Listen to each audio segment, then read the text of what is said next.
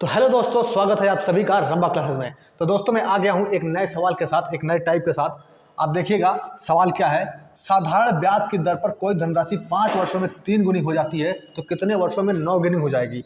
दोस्तों ये गुने वाले सवाल है। देखिएगा कितने वर्षों में 3 गुनी हो जाती है तो कितने वर्षों में 9 गुनी हो जाएगी। ठीक है, ये है साधारण ब्याज पे। देखिएगा साफ साफ साधारण ब्याज पे क्वेश्चन बनता है। सेम ऐसे क्वेश्चन बनेगा चक्रवृद्धि ब्याज पे। मैं दोनों टाइप के क्वेश्चन लेके आया हूँ। ये साधारण ब्याज पे गुने वाले सवाल। नेक्स्ट देखिएगा चक्रवृद्धि ब्याज पे। ये वाला है चक्रवृद्धि ब्याज पे। 3 वर्षों में स्वयं की 3 गुनी हो जाती है तो कितने वर्षों में 27 गुनी हो जाएगी, है ना। गुने वाले सवाल होते हैं, एक साधारण ब्याज पे आता है और एक चक्रवृद्धि ब्याज पे आता है। मैं दोनों तरीके बताने वाला हूँ इसमें। दोनों में कंफ्यूज नहीं होना है बिल्कुल भी, इसीलिए मैं दोनों को एक साथ बता रहा हूँ। ठीक है दोस्तों, तो देखिएगा साधारण ब्याज में क्या होता है, चक्रवृद्धि ब्याज में क्या होता है कि ब्याज पे ब्याज लगता है ना। इसमें ब्याज पे ब्याज लगता है, इसमें स्क्वायर वगैरह चलता है। 2 वर्ष का स्क्वायर कर दो, 3 वर्ष का क्यूब कर दो। जिसको थोड़ा बहुत चक्रवृद्धि ब्याज का नॉलेज होगा उसको पता होगा। अगर 2 वर्ष का कह रहा था स्क्वायर कर दो, 3 वर्ष का कह रहा था क्यूब कर दो, 4 वर्ष में 4 कर देते हैं, है ना। लेकिन साधारण ब्याज में क्या होता है, हर साल बराबर ब्याज पड़ता है। 100 रुपये अगर पहले साल में है तो दूसरे साल भी 100 रुपये ही होगा, तीसरे साल भी 100 रुपये ही होगा। लेकिन चक्रवृद्धि ब्याज में उस 100 रुपये फिर भी ब्याज पड़ने लगता है ना। इस चीज़ का ये तो बहुत बेसिक था साधारण और चक्रवृद्धि ब्याज का, तो वो तो पता ही होगा आप लोगों को। मैं बस इस टाइप से अवेयर कराना चाह रहा हूँ दोनों को एक साथ लेके। ठीक है, कि साधारण ब्याज में कैसे लगेगा और चक्रवृद्धि ब्याज में कैसे लगेगा। ठीक है दोस्तों, तो देखिएगा जब भी साधारण ब्याज कैसा क्वेश्चन बने 5 वर्षों में कितनी हो जाती है तो ऐसे लिखिए। क्वेश्चन सेम ऐसे बनेगा, सिर्फ डाटा चेंज मिलेगा। क्वेश्चन सेम ऐसे बनेगा, 5 वर्षों में कितनी 3 गुनी। ठीक है, मन ही मन में ये सवाल लगते हैं, मन ही मन में। अभी बता रहा हूँ कैसे। 5 वर्षों में 3 गुनी आती है तो कितने वर्षों में 9 गुनी हो जाएगी। ऐसे लिखिए 9 गुनी हो जाएगी। ठीक है, तो जब 3 गुनी हो जाती है, मान लीजिए 100 रुपये था। ठीक है, मान लीजिए 100 रुपये था, 3 गुनी हो गई मतलब 300 रुपया हो गया। तो बढ़ा कितना यहाँ से यहाँ 200 रुपया बढ़ा ना, 200 रुपये बढ़ा ना। यानी 5 वर्षों में बढ़ता है कितना 100 मान लीजिए। ठीक है ना, 100 मान के ही करेंगे हम लोग। कोई धनराशि 100 रुपया था तो बढ़ के कितने हो गई 300 हो गई। तो बढ़ी कितनी, यहाँ से यहाँ बढ़ी कितनी 200 रुपया है। ठीक है, कितने वर्षों में 5 वर्षों में 200 बढ़ती है। ठीक है, यहाँ क्या बोला था 9 गुना। 9 कितने वर्षों में 9 गुनी हो जाएगी। ठीक है, तो सेम जैसे जैसे ऊपर हुआ है वैसे वैसे नीचे कर दीजिए। यानी कोई पैसा था 100 रुपया तो वो हो जाएगा 9 गुना यानी 900 रुपया। तो कितना बढ़ा 800 बढ़ा ना। तो 5 वर्षों में 5 वर्षों में 200 बढ़ती है तो कितनों वर्षों में 800 बढ़ेगी। बस यही तो बताना है ना। इसको 800 बनाइए, इसको 800 बनाने के लिए कितने से गुणा करेंगे। जैसे 5 वर्षों में 200 बढ़ता है। ठीक है, तो 800 बढ़ने के लिए इसमें 4 से गुणा करेंगे, 4 दूनी 800 और इसमें 4 से गुणा करेंगे तो 4 पंचे 20 वर्ष। आंसर हो गया 20 वर्ष, है ना। बस यही मन ही मन में ये लगता है सवाल भाई। देखना कैसे 5 वर्षों में 3 गुनी होती है तो तुरंत मन में आ जाए कि 200। 3 गुनी हुई मतलब 200 बढ़ा होगा। तो 5 वर्षों में 200 बढ़ रहा है तो 9 गुनी का मतलब 800 बढ़ा होगा। 100 पे 800 बढ़ा तभी तो 9 गुना हुआ। तो 5 वर्षों में 200 बढ़ रहा है तो कितने वर्षों में 800 बढ़ेगा। तो 2 चक्कू 800 और 5 चक्कू 20 वर्ष। इस तरीके से मन में ये आंसर निकल के आता है साधारण ब्याज का। ठीक है, स्टार्टिंग में मन में नहीं होगा तो ऐसे ये स्ट्रक्चर याद रखिए। ऐसे लिखिएगा 5 वर्षों में 3 गुनी तो कितने वर्षों में 9 गुनी। फिर यहाँ से बना लीजिएगा 100, 3 गुनी मतलब 300 तो बढ़ा कितना 200। 9 गुना मतलब 100 से 900 तो बढ़ा कितना 800। तो 5 वर्षों में बढ़ता है 200 तो कितने वर्षों में बढ़ेगा 800। तो इसको बराबर करिए, 4 दूना 800 और 4 पंचे 20 वर्ष। 20 वर्षों में बढ़ेगा 800 तो हो जाएगा 900, है ना। साधारण ब्याज का तरीका ये है। ठीक है दोस्तों, चक्रवृद्धि ब्याज पे चलते हैं। सेम क्वेश्चन मिलेगा, बस डाटा चेंज मिलेगा और कुछ नहीं। ठीक है, चक्रवृद्धि ब्याज का देखिए क्या होता है। 3 वर्षों में स्वयं की 3 गुनी हो जाती है। यहाँ पे लिखिए 3 वर्ष। 3 वर्षों में हो जाती है 3 गुनी।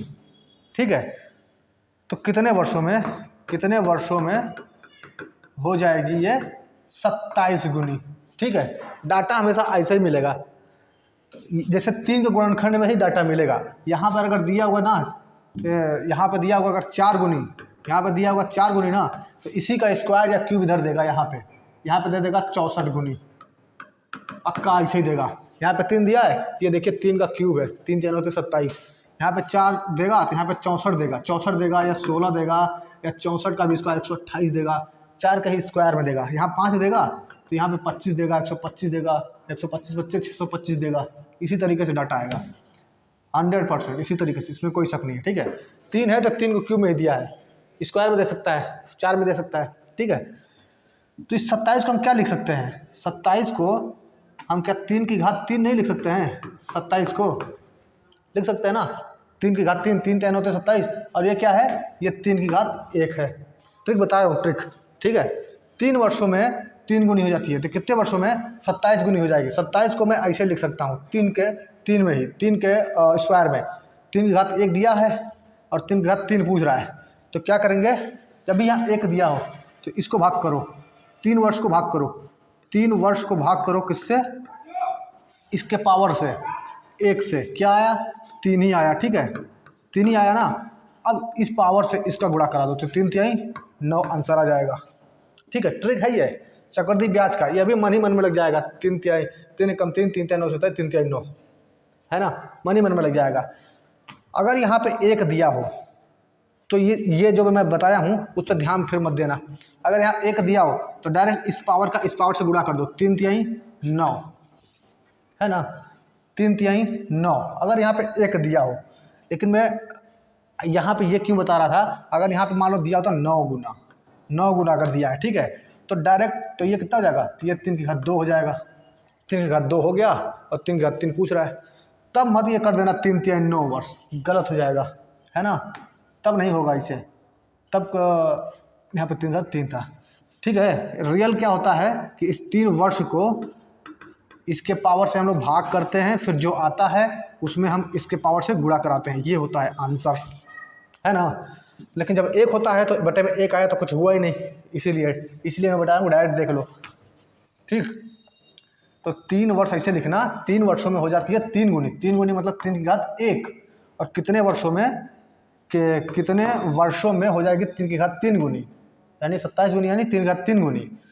तो यहाँ पे 3 वर्ष बटे ये इसका घात बट्टे में 1 और इसका घात यहाँ पे रख देना, ये हो गया आपका आंसर।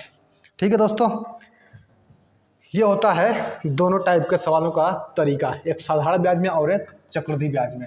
3 वर्षों में 3 घात 1 गुनी, तो कितने वर्षों में 3 घात 3 गुनी, 3 तिहाई 9 वर्षों में, 3 तिहाई हो जाएगा 9 वर्षों में। ठीक है दोस्तों, ये होता है तरीका चक्रवृद्धि ब्याज का। ठीक है दोस्तों, तो दोस्तों मैं आशा करता हूँ ये दोनों टाइप आप लोगों को बहुत अच्छे से समझ में आया होगा। आगे से ये क्वेश्चन में आपको कन्फ्यूजन नहीं होना चाहिए, गलत भी नहीं होना चाहिए। ठीक है, बहुत सिंपल होते हैं ये लोग, मन ही मन में लगने वाले सवाल हैं ये हो चाहे ये हो, साधारण ब्याज और ये चक्रवृद्धि ब्याज।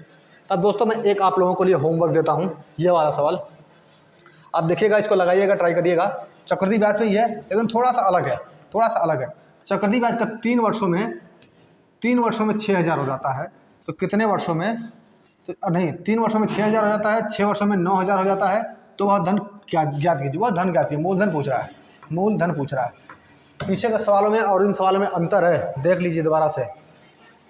इस सवाल में क्या कह रहा है कि साधारण ब्याज की दर पर कोई धनराशि 5 वर्षों में 3 गुनी आती है, तो कितने वर्षों में 9 गुनी हो जाएगी।